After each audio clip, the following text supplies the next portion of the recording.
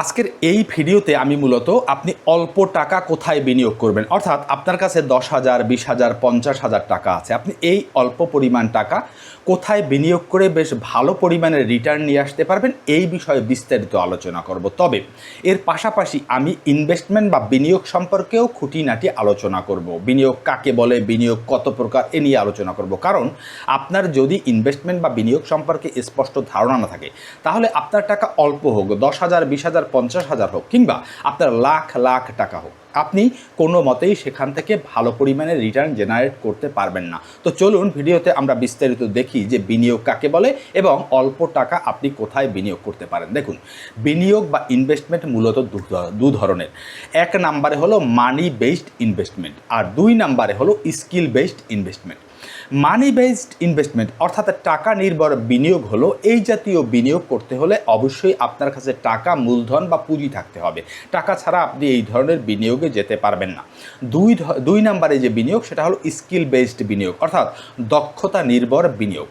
এই যে skill based বিনিয়োগ, এতে অনেক ক্ষেত্রেই কিন্তু তেমন কোনো টাকা পয়সার প্রয়োজন হয় না, কোনো ক্ষেত্রে খুবই অল্প পরিমাণ টাকা বা কিছু ক্ষেত্রে একেবারেই টাকা পয়সার প্রয়োজন হয় না। আপনি বিনা টাকায় কিন্তু এ ধরনের বিনিয়োগ গড়ে তুলতে পারেন এবং দেখা যায় যে এই স্কিল বেসড বিনিয়োগ যদি আপনি সঠিকভাবে দাঁড় করাতে পারেন, আপনার স্কিল ডেভেলপ করতে পারেন, তাহলে অনেক ক্ষেত্রে সেটি মানি বেসড ইনভেস্টমেন্টের চেয়েও বেশি রিটার্ন এনে দেয়। মানি বেসড ইনভেস্টমেন্টেরও আবার 3টি ক্যাটাগরি রয়েছে। একটি হলো সেফ, একটি হলো লো রিস্ক, একটি হলো হাই রিস্ক।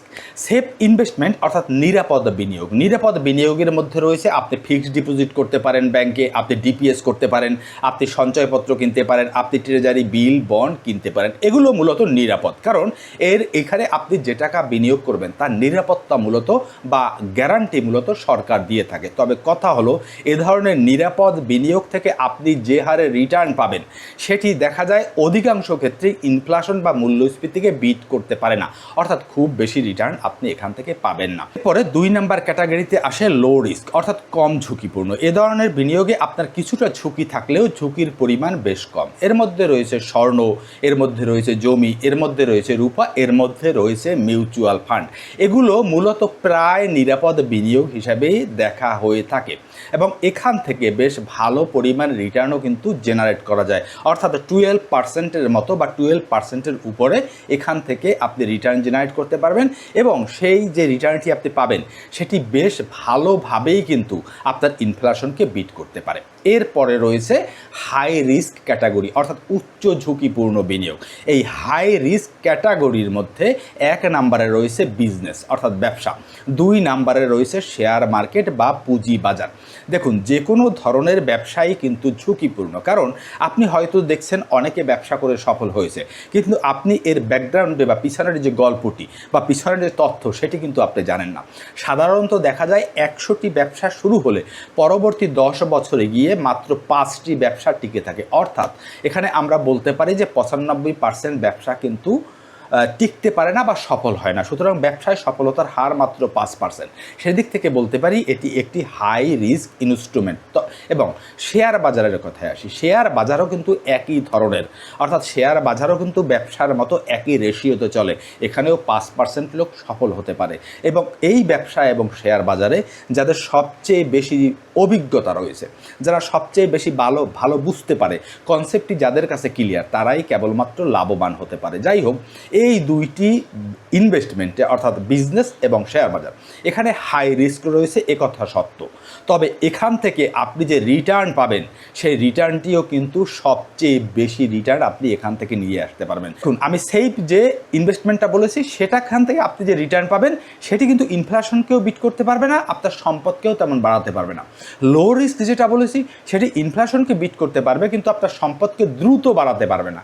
আপনার সম্পদকে যদি দ্রুত বাড়াতে হয়, আপনাকে যদি জীবনে ধনী হয়ে উঠতে চায়, অনেক সম্পদ তৈরি করতে হয়, তাহলে অবশ্যই আপনাকে বিজনেস বা শেয়ার মার্কেট এই দুটোর একটিতে যেতেই হবে।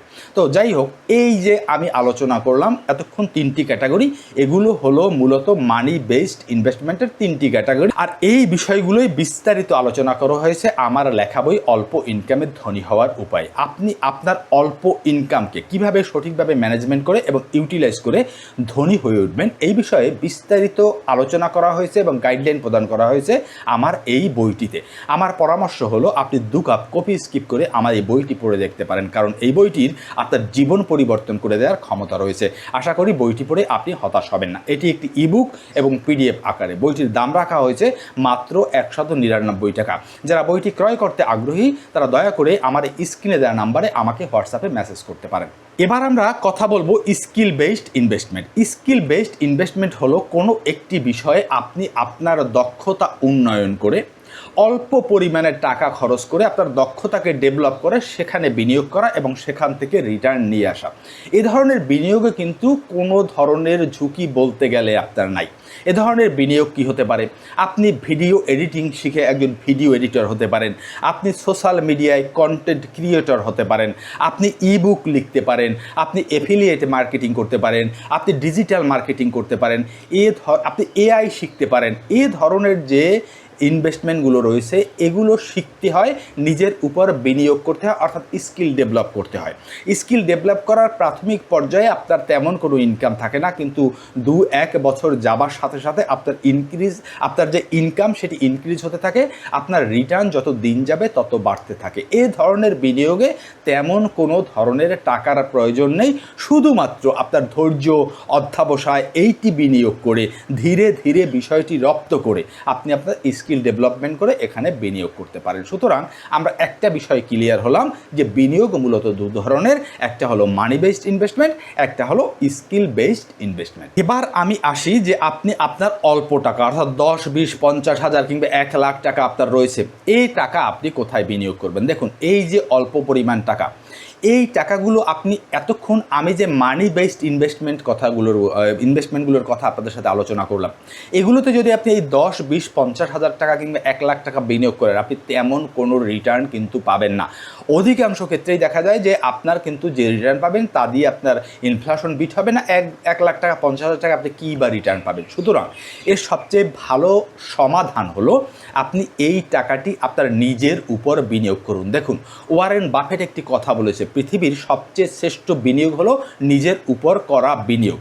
সুতরাং আপনি যদি এই অল্প পরিমাণ টাকা সঠিকভাবে নিজের উপর বিনিয়োগ করতে পারেন, অর্থাৎ এই যে কিছুক্ষণ আগে আমি স্কিল বেসড ইনভেস্টমেন্টের কথা বললাম, আপনি এইগুলোর উপর আপনি ভিডিও এডিটিং শিখতে পারেন, সেক্ষেত্রে আপনি কিছু টাকা খরচ করতে পারেন, কোর্স করতে পারেন, আপনি কন্টেন্ট ক্রিয়েশন করতে পারেন, আপনি একটা ভালো ক্যামেরা কিনতে পারেন, আপনি ভালো একটা মাইক্রোফোন কিনতে পারেন, এভাবে কন্টেন্ট ক্রিয়েশন শুরু করতে পারেন, আপনি কোর্স করে কোথাও থেকে এফিলিয়েট মার্কেটিং শিখতে পারেন, আপনি ইবুক লিখতে পারেন। এগুলোর উপর যদি আপনি এই অল্প পরিমাণ টাকা ইনভেস্ট করেন তাহলে এই টাকাটি কিন্তু আপনার নষ্ট হবে না, বরং অনেক ক্ষেত্রে ওই যে মানি বেসড ইনভেস্টমেন্টগুলোর কথা বললাম তার চেয়েও কিন্তু কয়েক গুণ রিটার্ন আপনি এখান থেকে নিয়ে আসতে পারবেন, শুধুমাত্র হয়তোবা আপনার সময়ের প্রয়োজন হবে। দেখুন, কেন বারবার এই কথাটি বলছি যে আপনি নিজের উপর বিনিয়োগ করেন? কারণ আপনার যদি প্রচুর পরিমাণ টাকাও থাকে, আপনি সে টাকাগুলো যদি মানি বেসড ইনভেস্টমেন্ট যে ইনস্ট্রুমেন্টগুলো রয়েছে সেখানেও রাখেন, তারপরও আপনার নিজের উপর বিনিয়োগ করা প্রয়োজন। কারণটা কি? আপনার যদি নিজের উপর বিনিয়োগ না করেন, আপনি ক্রমাগত না শেখেন, তাহলে আপনি যতই বিনিয়োগ করেন না কেন আপনার ফিনান্সিয়াল এডুকেশন তৈরি হবে না। আর ফিনান্সিয়াল এডুকেশন তৈরি না হলে আপনি যত টাকা বিনিয়োগ করেন, আপনি যত টাকা ইনকাম করেন না কেন, সে টাকা আপনি ধরে রাখতে পারবেন না। সুতরাং নিজের উপর বিনিয়োগ করা খুবই জরুরি। আজকের এই ভিডিওর বিশেষ বা স্পেশাল পরামর্শগুলো হলো, যাদের হাতে পর্যাপ্ত টাকা রয়েছে মানি বেসড ইনভেস্টমেন্ট করার মতো, তারা দয়া করে মানি বেসড যে ইনস্ট্রুমেন্টগুলো রয়েছে সেগুলো ভাগ করে, অর্থাৎ আপনি 30% টাকা সেফ ইনভেস্টমেন্ট যে ওই রয়েছে সেটাই বিনিয়োগ করতে পারেন, তারপর আরও 30% টাকা আপনি লো রিস্ক ইনভেস্টমেন্ট করতে পারেন, বাদ বাকি টাকা আপনি হাই রিস্কে ইনভেস্টমেন্ট করতে পারেন। তবে একটি পরামর্শ হলো, আপনি মানি বেসড ইনভেস্টমেন্টে যতই বিনিয়োগ করেন না কেন, পাশাপাশি একটা অংশ আপনার টাকার নিজের উপর বিনিয়োগ করার জন্য আপনি খরচ করবেন, অর্থাৎ বই পড়ার জন্য, বিভিন্ন কোর্স করার জন্য, বিভিন্ন কিছু শেখার জন্য বিনিয়োগ করবেন। কারণ এগুলো আপনার দক্ষতা এবং যে ফিনান্সিয়াল এডুকেশন এটি ডেভেলপ করবে এবং আপনার অর্থনৈতিক যে ম্যানেজমেন্ট সেটিকে সঠিকভাবে পরিচালনা করতে আপনাকে সহায়তা করবে। আর যাদের হাতে পর্যাপ্ত টাকা নেই, একেবারেই টাকা নেই, কিংবা অল্প পরিমাণ টাকা আছে, তাদের প্রতি আমার পরামর্শ হলো, আপনি সময় নিয়ে যে কোনো একটি স্কিল সিলেক্ট করে প্রতিদিন 1 ঘন্টা করে আপনি সেটি শিখতে থাকুন। দেখুন, এখন ইউটিউবে বা বিভিন্ন অনলাইন প্ল্যাটফর্মে আপনি একেবারে ফ্রি রিসোর্স রয়েছে, যেখান থেকে বলতে গেলে আপনার কোনো কোনো ধরনের টাকাই খরচ হবে না, আপনি ফ্রি কিন্তু এগুলো শিখতে পারবেন। আপনি 6 মাস 1 বছর ধরে প্রতিদিন যদি একটি বিষয়ের উপর 1 ঘন্টা চর্চা করেন, তাহলে দেখবেন 6 মাস 1 বছর পর আপনি মোটামুটি ওই বিষয়টিতে একজন দক্ষ হয়ে উঠেছেন এবং ধীরে ধীরে আপনার ইনকাম কিন্তু শুরু হবে। যাদের হাতে পর্যাপ্ত টাকা রয়েছে তারা কেন এর পাশাপাশি মানি বেসড ইনভেস্টমেন্টের পাশাপাশি স্কিল বেসড ইনভেস্টমেন্টে আপনার বিনিয়োগ করবেন? কারণ হলো, দেখুন, এটা আপনাকে আরও বেশি নিরাপদ করে রাখবে। কারণ কোনো কারণে যদি আপনার ওই মানি বেসড ইনভেস্টমেন্টের লস হয়, তাহলে কিন্তু এই স্কিল বেসড ইনভেস্টমেন্ট আপনাকে নিরাপদ রাখবে। অর্থাৎ আপনার আরও বেশি আয়ের যে উপায় বা আয়ের যে সোর্স সেটি তৈরি হবে এবং এটি কিন্তু একটা সময় আপনার প্যাসিভ ইনকাম সোর্স হয়ে উঠবে। সুতরাং যাদের টাকা আছে তারা মানি বেসড ইনভেস্টমেন্টের পাশাপাশি আপনারা স্কিল বেসড ইনভেস্টমেন্টের দিকে নজর দিতে পারেন। আর যাদের টাকা নেই তারা কিন্তু স্কিল বেসড যে ইনভেস্টমেন্ট সেটির উপর সবচেয়ে বেশি গুরুত্ব আরোপ করতে পারেন। আজকের এই ভিডিওতে আমি যে বিষয়গুলো আলোচনা করলাম তার উপর যদি আপনার কোনো সুচিন্তিত মতামত থাকে তাহলে আপনি কমেন্ট করে জানাতে পারেন। কারণ আপনাদের মতামত, আপনাদের কমেন্ট, আপনাদের লাইক, শেয়ার আমাকে মোটিভেট করে আরও এই ধরনের ভিডিও আপনাদের জন্য নিয়ে আসার জন্য। দেখা হবে নতুন আরেকটি ভিডিওতে। সে পর্যন্ত ভালো থাকবেন। সকলকে ধন্যবাদ।